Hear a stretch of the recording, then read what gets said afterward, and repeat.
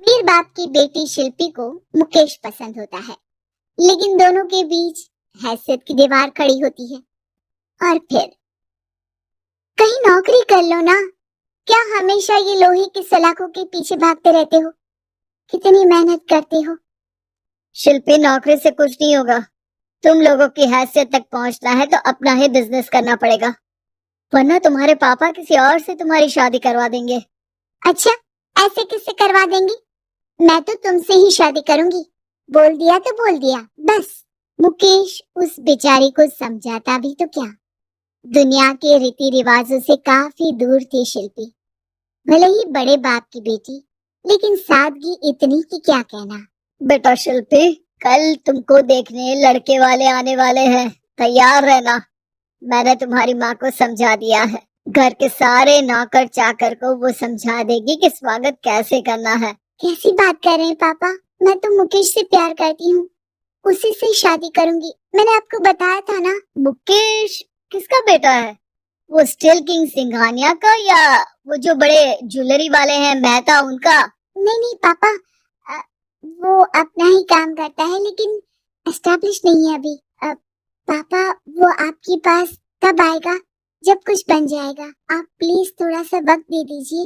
पिता को शिल्पी की बात पर गुस्सा आ जाता है। वो उससे कुछ नहीं कहते और शिल्पी की माँ के पास जाते हैं। ये संस्कार देकर बड़ा किया तुमने शिल्पी को, और कैसे मैं किसी भिखारी के साथ उसकी शादी कर दूं? कौन है ये मुकेश? मैं जानती हूँ, बड़ा ही होनहार लड़का है। शिल्पी से बहुत प्यार करता है और शादी करना चाहता है। अरे ऐसे कैसे मैं किसी से भी अपनी बेटी की शादी कर दूं? कोई भी उठकर आए और कहे कि मैं शादी करना चाहता हूँ तो मैं शादी कर दूं? कान खोल कर सुन लो, कल उसे अच्छे से तैयार कर देना, क्योंकि जो लड़का मैंने देखा है शिल्पी के लिए, वो करोड़पति घर का बेटा है, समझी?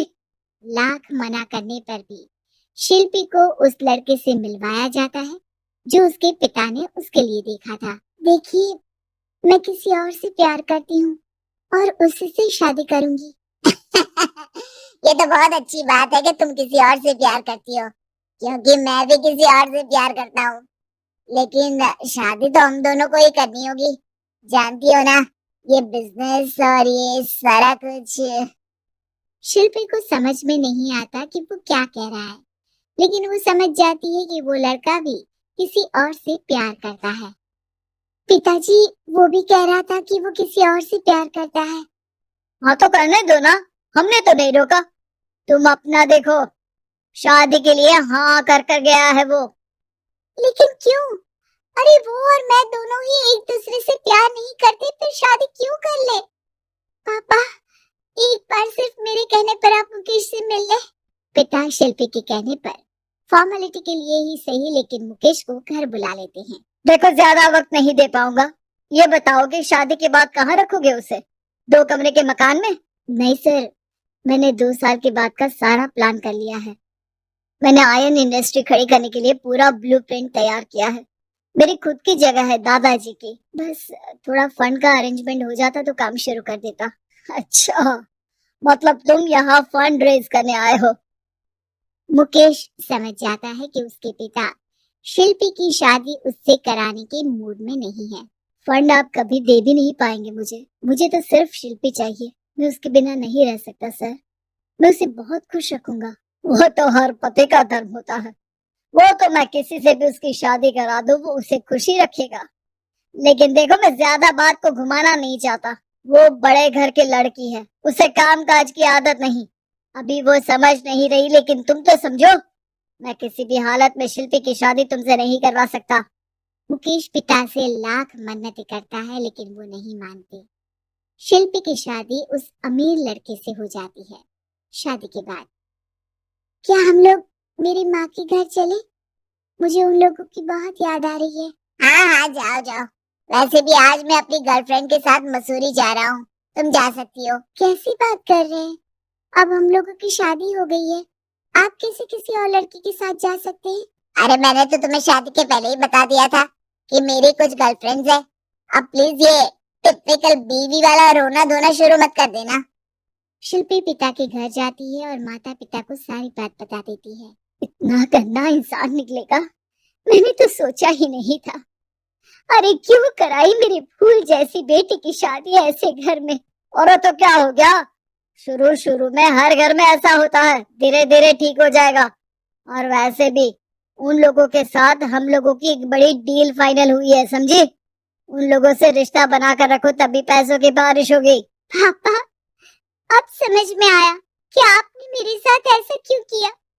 मुकेश आपके सामने गिड़गिड़ा कर गया कि वो मुझे बहुत खुश रखेगा, लेकिन आपने मेरी शादी एक ऐसे लड़के से करा दी जो किसी और लड़की से प्यार करता है और शादी सिर्फ समझौते के लिए कर रहा है। पापा, मैं जा रही हूँ, लेकिन इस घर में कभी पैर भी नहीं रखूंगी।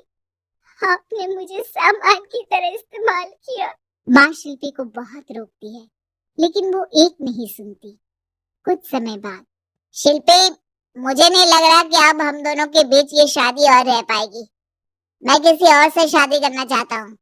वैसे तुम परेशान मत हो ना, तुम्हारे पापा के साथ हम लोगों की डील जो चल रही है ना, वो नहीं रुकेगी, क्योंकि तुम बहुत अच्छी लड़की हो। ठीक है, मैं जा रही हूँ, तलाक के पेपर में साइन करके। लेकिन एक शर्त है, मैं कहाँ गई ये बात मेरे पिता तक नहीं पहुँचनी चाहिए। शिल्पी घर छोड़कर चली जाती है। वो एक नौकरी करती है और अपना जीवन खुद संभालती है। लेकिन एक दिन, शिल्पी जी, आपसे मालिक मिलना चाहते हैं। मुझसे क्यों? शिल्पी मालिक के कमरे में जाती है, जहाँ सामने मुकेश होता है। अरे आपको देखकर बहुत खुशी हुई, बहुत बड़े आदमी बन गए। थैंक्स, पर तुम्हें नौकरी करने की क्या जरूरत पड़ गई? मैंने तो सोचा भी नहीं था कि तुम मेरी शिल्पी होगी। तभी वहाँ शिल्पी के पिता आ जाते हैं। शिल्पी, तुम्हारे बारे में माँ से पता चला। घर चलो बेटा, मुझे माफ कर दो। मुकेश, मैं यहाँ अपनी कंपनी के काम के लिए आया हूँ। तुम्हारी कंपनी की डील अगर हमें नहीं मिली तो हम बर्बाद हो जाएंगे। वैसे अब तुम चाहो तो शिल्पी की शादी मैं तुमसे कराने को तैयार हूँ। बस करिए पापा, ये क्या सौदा लगा रखा है आपने? जिस कंपनी से आपकी डील हो, अपनी बेटी की शादी उसी के घर करा देते हैं। शिल्पी मुकेश से माफी मांगती है और वहां से जाने लगती है कि मुकेश उसे रोक लेता है। रुको शिल्पी, ये सब कुछ तुम्हारे लिए है। ये कंपनी, ये नाम सिर्फ तुमसे शादी करने के लिए ही खड़ा किया था। मैं आज भी तुमसे बहुत प्यार करता हूँ।